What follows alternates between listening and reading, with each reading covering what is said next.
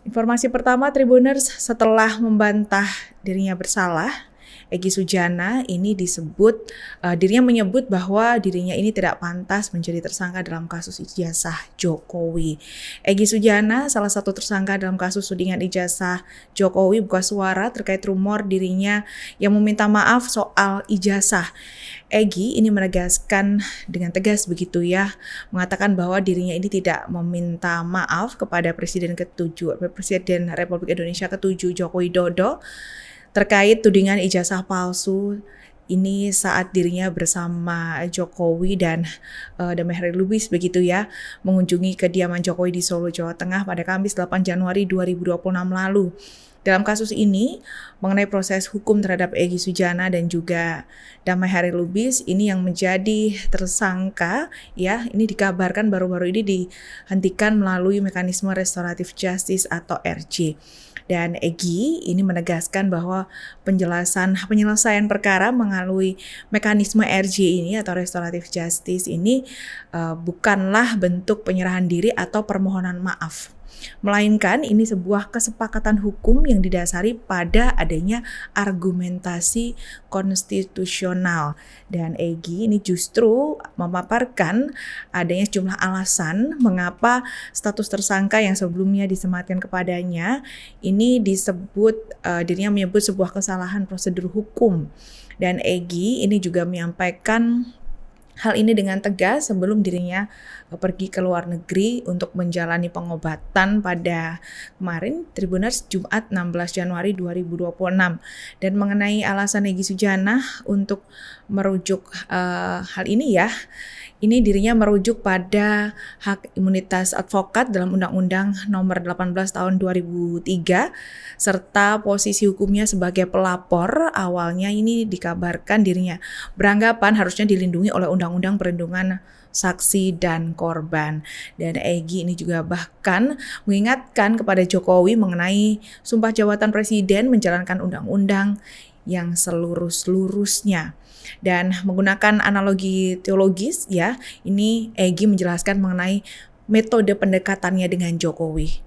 Egy ini memberikan catatan penting agar publik ini tidak salah tafsir, Tribuners. Dan Egy menyebut ini adalah logika dan juga metode ya, bagaimana konflik antara benar dan batil bisa selesai dengan kedamaian. Dirinya menyebut caranya adalah dengan dialog dan juga tabayun.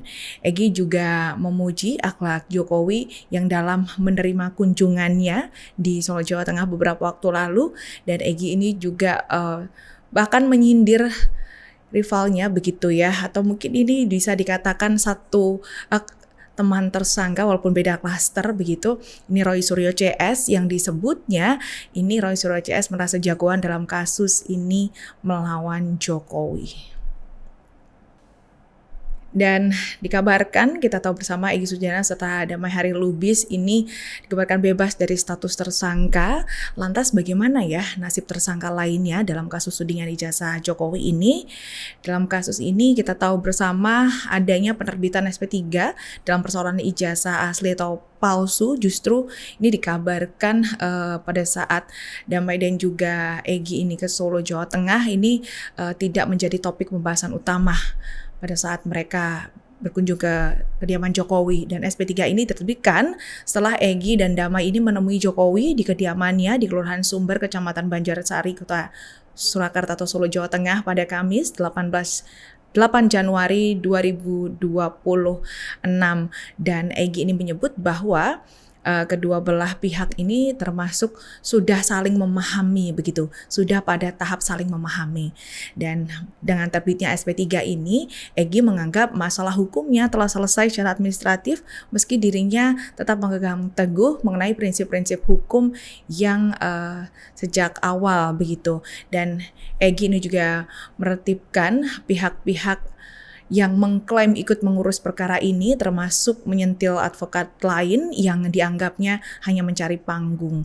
Egy menegaskan bahwa urusan hukum ini sepenuhnya berada di tangan kuasa hukumnya, begitu ya, Eli Daneti. Sementara urusan komunikasi publik ini selama dirinya berada di luar negeri, dikabarkan menjalani pengobatan, ini diserahkan kepada salah satu orang yang dipercayainya, begitu. Dan sementara itu mengenai nasib tersangka lainnya setelah Egy dan Damai ini dikabarkan bebas dari tersangka dalam kasus ijazah Jokowi, ini di mana pengacara Roy Suryo, Abdul Ghafur Sangaji, buka suara terkait hal ini, yakni dirinya mengatakan jika laporan Jokowi atas pencemaran nama baik dalam kasus tudingan ijazah palsu ini dicabut, maka semua status 8 tersangka lainnya seharusnya juga menjadi gugur. Bukan hanya Egy Sujana saja dan juga Damai Harilubis.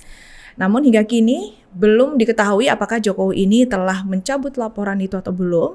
Dan sejauh ini hanya diketahui bahwa Jokowi sepakat melakukan restoratif justice atau keadilan restoratif, begitu ya, dengan tersangka Egy Sujana dan juga Damai Harilubis. Dan sehingga kasus keduanya kini bukan lagi tersangka status Damai dan juga Egy ini. Karena dikabarkan ini Polda Metro Jaya sudah menerbitkan surat perintah penghentian penyidikan atau SP3 untuk Damai dan juga Egy.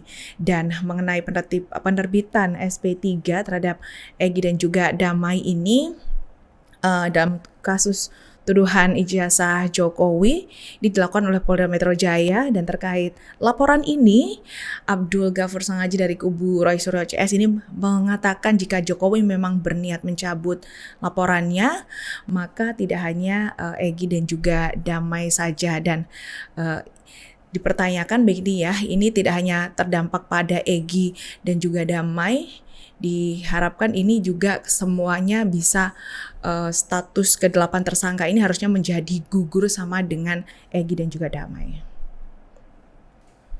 Sementara itu Tribuners, respon dari pakar hukum mengenai nasib para tersangka lainnya yang saat ini masih dibingungkan, begitu ya, belum jelas nasibnya seperti apa setelah adanya SP3 kasus ijazah Jokowi yang menyeret Egy dan juga Damai ini muncul, Tribuners.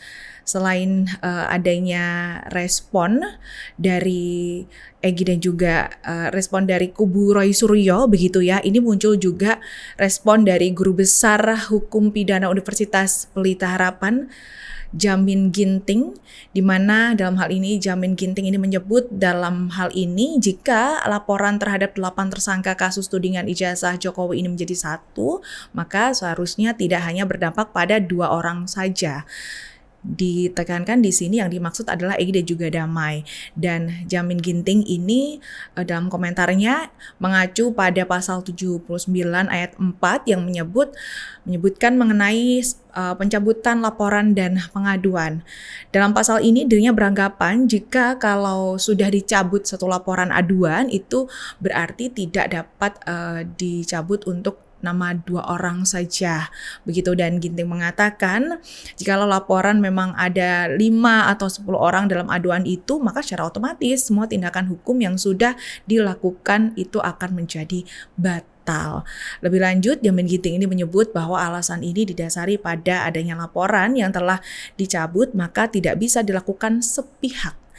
Ditekankan dalam hal ini adalah Egy dan juga Damai. Sementara itu dikabarkan Egy ini dikabarkan menghubungi Roy Suryo usai tidak lagi menjadi tersangka dalam tudingan kasus ijazah Jokowi. Dan ini Roy Suryo mengaku juga telah dihubungi oleh Egy setelah status barunya ini, setelah adanya SP3 atau surat pemberhentian penyelidikan. Dan Egy ini menghubungi Roy Suryo melalui WhatsApp serta memberikan semangat kepada Roy Suryo untuk mengungkap keaslian ijazah Jokowi. Dan Tidak ingin kalah begitu saja, Roy Suryo pun lantas mengaku membalas pesan Egy ini dengan mengirimkan hanya emoji saja melalui pesan singkat WhatsApp. Emojinya ini senyum begitu, Tribuners. Dan Roy Suryo beralasan tidak terlalu menanggapi pesan dari Egy karena khawatir dipersepsikan ini ya macam-macam oleh pihak tertentu. Jadi Roy Suryo ini hanya mengirimkan emoticon saja tersenyum.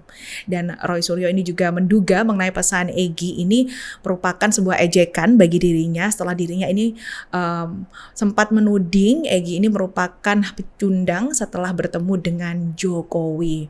Lantas Roy Suryo ini menilai diterimanya SP3 oleh Egy maupun Damai ini karena mereka takut untuk menghadapi adanya kasus ini.